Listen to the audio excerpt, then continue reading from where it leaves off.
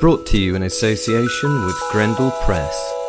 This is Werewolf the Podcast, a serial killer drama.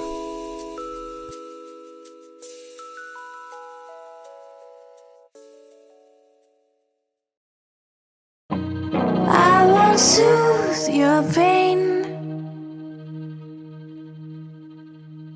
I won't ease your strain. Well, as you know, this is part 6 of When the Police Captured Me, and if you haven't listened to the other, 5, then go do that, because that would make sense, and it's a good story, and if you haven't done it, go do it. Now, for those that have listened, please go share this, go join the Facebook group, go do everything that's in the descriptor down by the descriptor thing. There's loads of stuff going on in the werewolf world. There are books, there are books, and there are YouTube channels, and there are Twitters and Instagrams and shit, all sorts of stuff.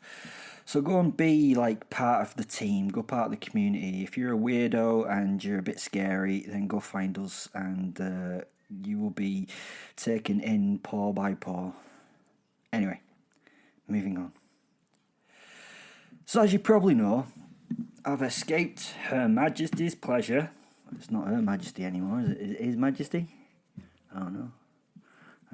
Yeah, and I am currently on the run, as we say in the criminal and werewolf fraternity.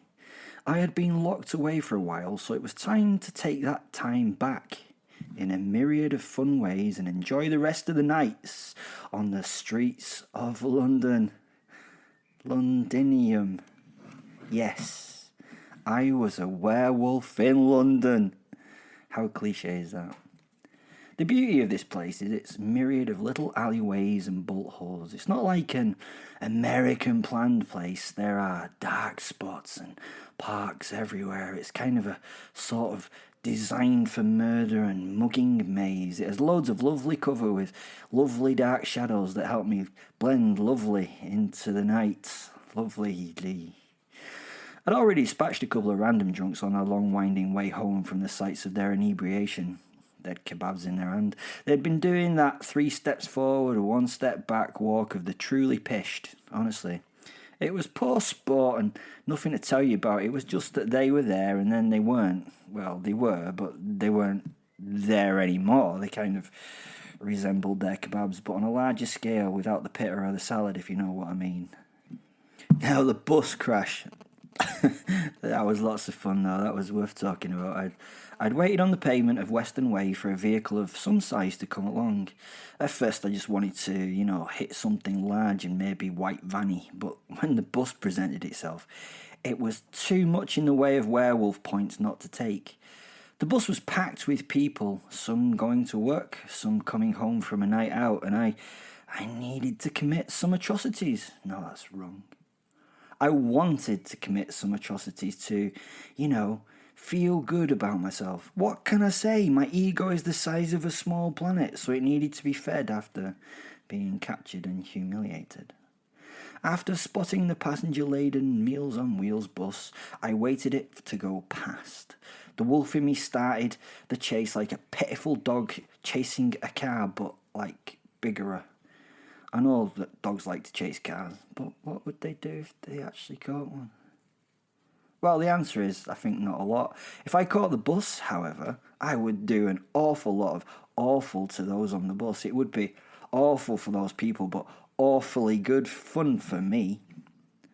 As I drew up alongside it, loping in my long strides, I could see the mass of passengers start to take notice and point and shout for others to come and see me running alongside. Phones were pointed and panic was seen on faces, so it had to be this moment. As the bus tried to take a corner, I leapt the barrier and barreled into the side of the double-decker, crashing through the windows and the metal bodywork of its left-hand side, showering glass and torn pieces of metal into the crowd. As I ripped my way into the bus, the driver, for some reason, who knows, lost control and ploughed into the traffic on the other side of the road. It was great!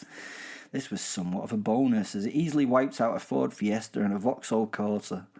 They sprayed debris as they spun and somersaulted away into the night. Those poor fuckers inside were probably, well, definitely dead, I guess. I do have to say, though, my favourite impact was the one that flipped a delivery scooter and the driver through the barriers and into the Boots the Chemist's. It landed in the first aid section. Which is ironic if you think about it.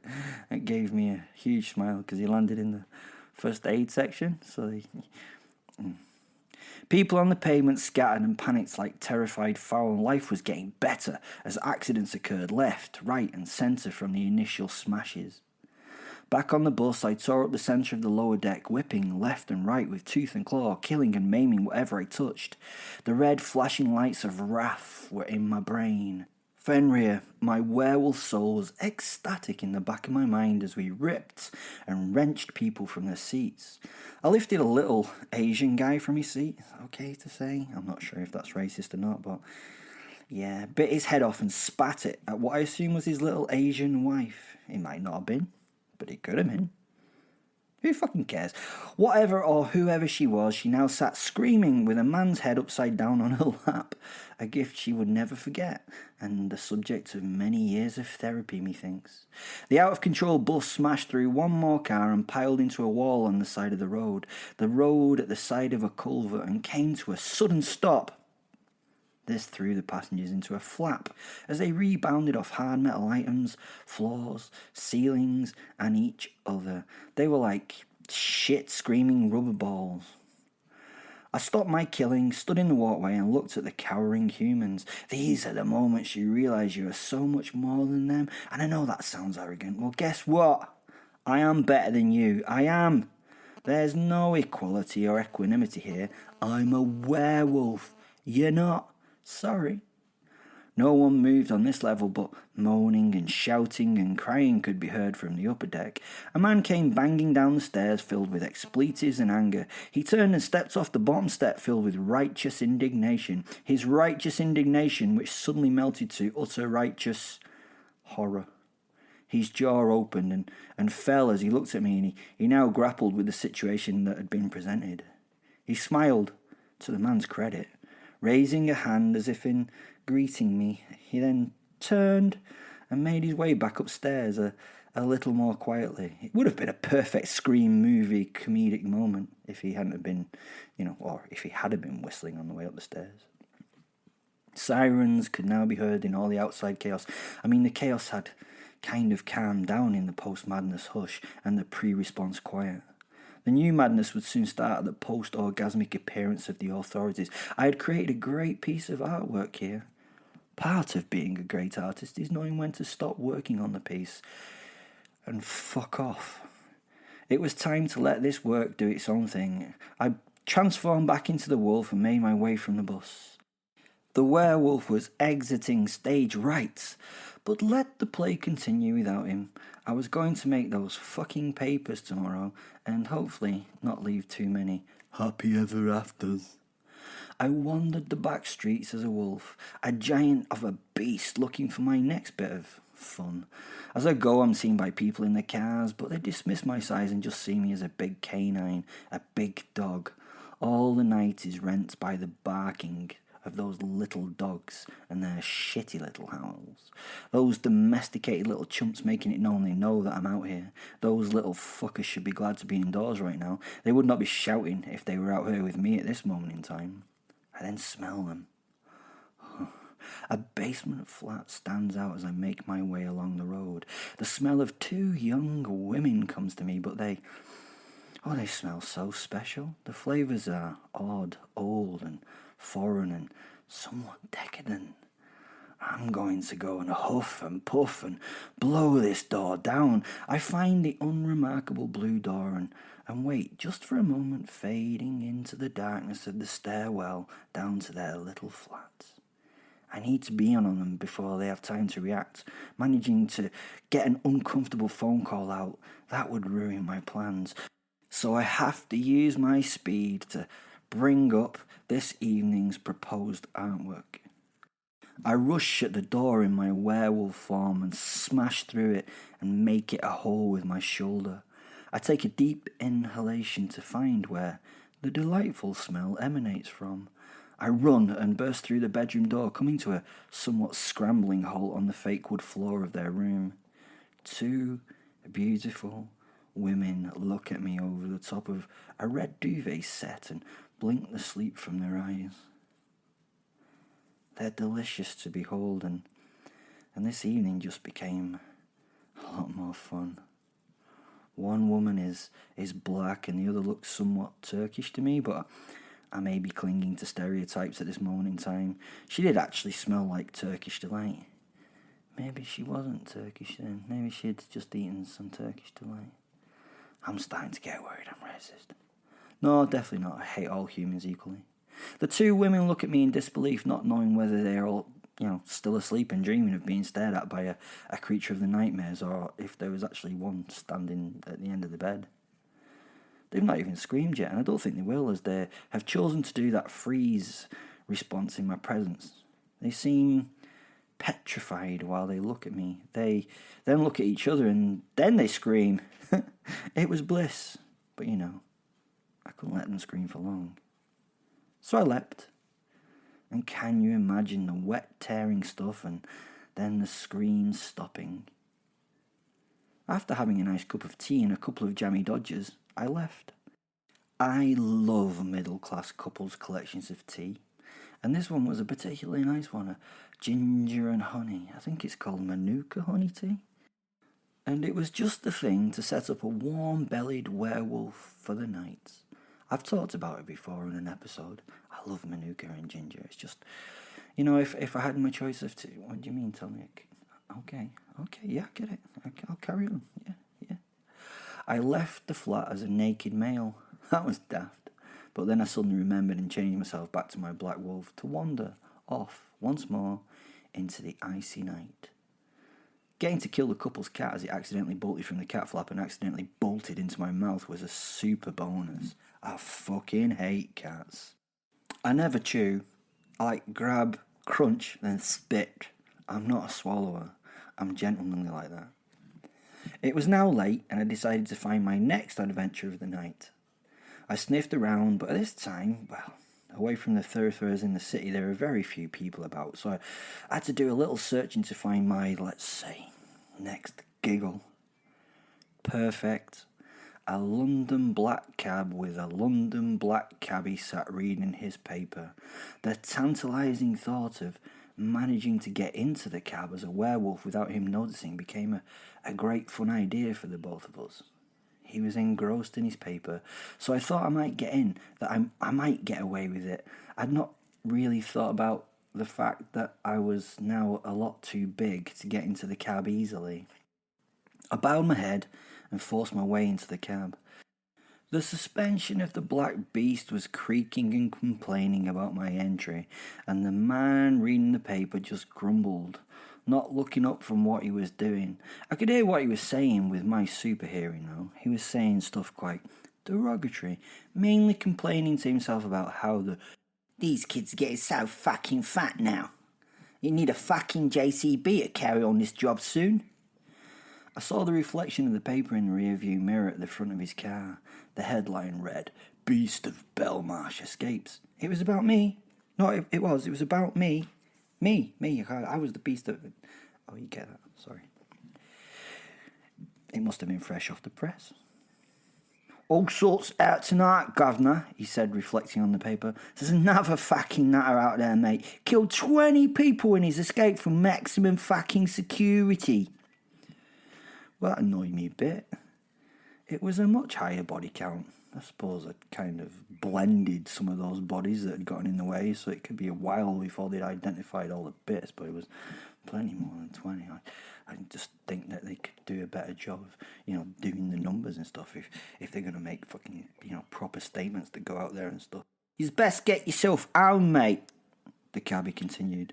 He slowly folded his paper away and placed it neatly on the seat next to him. He sniffed, carefully removed his glasses and put them in his specs box. He was an older gent, and I could see he was fastidious in the upkeep of himself and the cab. It was beautifully neat and smelled fresh. He then asked, "Where to, governor?" as he raised his eyes to the mirror, where he observed me. The entirety of the back of his cab was full of a black shadow, and he went quiet. "You're what, governor?" he questioned as he pivoted on the seat to face me in the back of the cab. I smiled. My carnassial fang-filled maw, the light reflecting off my teeth, and then I opened my eyes. They became amber pits of fire. He froze in his position. His mouth formed a stupefied "oh," and he stared at me. For sure he wondered what was going on. What was going on was a short and brutal future. "What the fuck?" He did not manage to finish his sentence before I had him dragged in the back of the cab, ripped and torn apart. The struggle was short, and the blood flow was large. When I stepped from the cab, the liquid pooled in the gutter and dribbled from the door. I then went on my merry way. As I now trotted along, I could hear singing. It was a her, I think, singing. Can you gender singing? Again, I don't know. I don't know if I'm ready for this modern woke world. I followed the voice. It was magnetic and stood out from the early morning traffic and the commuters. I followed that voice. It compelled me to see who could create this beautiful noise. I wandered about the ways and the alleyways in Wolfholm. I ignored the detritus that shuffled its way into the hidey holes in which they spent the night. I wasn't interested in the refuse that was those unwanted people of the streets. Their misery was already fun enough for me, and the fear I generated as I passed made me smile. They cared not if they lived or died, so what was the fucking point? The voice continued, a song I did not recognize, but wow, the sun was rising and the dawn chorus of birdies, which you humans think is beautiful, was going on. As an animal, I recognize the reality of what is going on. The brief chirp was translated as, "Fuck off! Fuck off! This spot is mine!" Tweet, tweet, tweety. "Fuck off! Fuck off! This spot is mine!" The next whistling trill from another bird can be translated to, "Come on if you think you're hard enough." The last tribbled tune you could hear in reality was, "I'm honey, honey, honey, honey." Very beautiful when you think of it in that way. Her song was much more beautiful than the birdies, but it ended and I felt and I thought it was over and I felt cheated. Thank goodness she started again, and I found the song's garden, the open window and the young woman singing. I couldn't see her, but the voice was a mellifluous. It was really nice. A siren song in the dawn. I'll do my best. I'll seek you out, flay you alive. One more word and you won't survive. One more word and you won't survive. And I'm not scared of your stolen power. I see right through you any hour. I can't do it justice. I cleared the gate in the back wall and entered into the big, open, spacious grounds. I now sat in the centre of the garden's beautifully mowed lawn, listening to this jaw-dropping song. I won't soothe your pain. I won't ease your strain. You'll be waiting in vain. The beast in me was tamed for the moment. Fen and I were silent and listening. I even embarrassingly noticed I had my head cocked in the manner of a listening dog. I got nothing for you to gain. I'm taking it slow, feeding my flame, shuffling the cards of your game. It was amazing. This song, with all the lyrics and the melody, was perfect. I couldn't have left if I wanted to. I needed to hear more and rest. But it ended, and I felt robbed. For a moment of its beauty, then I saw her at the open window. She'd obviously decided to maybe come close the window. Maybe she was leaving the house for the day or something. Our eyes met in that moment, and she stood some 25 feet up in the air like some Disney princess. Well, like a Disney princess with tousled hair and a blue super dry hoodie, but to me she looked like a princess. She didn't flinch. She just leaned on the windowsill, her chin on her hand, and stared. Her eyes were like sapphires. Her hair was a vivid red, and she had a little Mona Lisa smile. She just stared at me. She didn't seem scared. She just stared. We held each other's eyes for what felt like years, and then she sank back into the room and closed the window. I never heard or saw her again. I didn't even get to kill her. Kind of weird. And then suddenly the sun was up. Playtime was over. I just had to disappear. Thanks for listening. Go down to the description and do things, you wonderful, wonderful people. And as always, please realise that I love you. Bye. I seek you out, flay you alive.